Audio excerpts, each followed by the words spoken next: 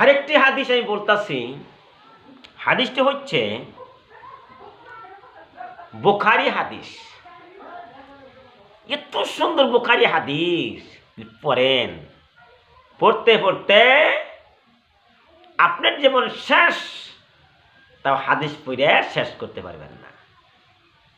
তাই বুখারী শরীফ হাদিসের ভিতরে আছে, আবু হুরায়রা রাদিয়াল্লাহু আনহু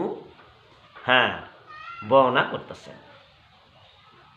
আচ্ছা, তিনি বর্ণনা করেন আল্লাহর রাসূল সাল্লাল্লাহু আলাইহি সাল্লাম বলিয়েছেন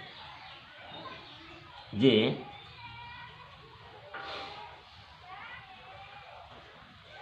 যে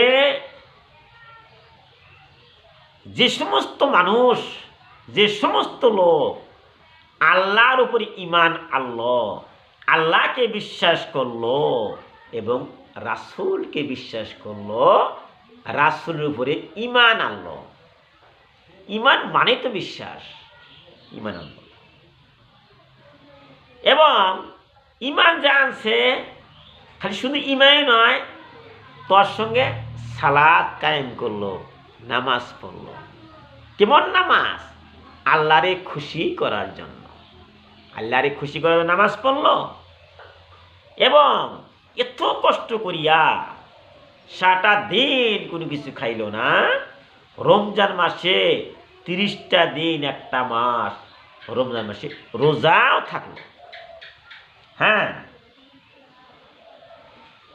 এখন রাসূলের কথা, আমি নামাজও পড়লাম, আল্লাহকে বিশ্বাসও করলাম, আবার রমজান মাসে রোজাও থাকলাম, তাহলে আমার কি পুরস্কার আল্লাহ দিবে? রাসূল বলতেছেন আল্লাহ তাকে জান্নাতে প্রবেশ করাইয়া দিবেন। সুবহানাল্লাহ।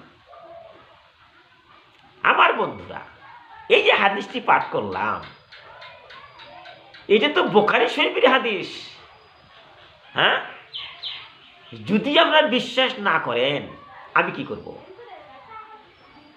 এখন থেকে যদি এই যে আমি হাদিসটি বললাম, বুখারী হাদিস, হাদিসটি বুখারী হাদিস ৭৪২৩, মনে রাখবেন, ৭৪২৩ নাম্বারের হাদিস বুখারী।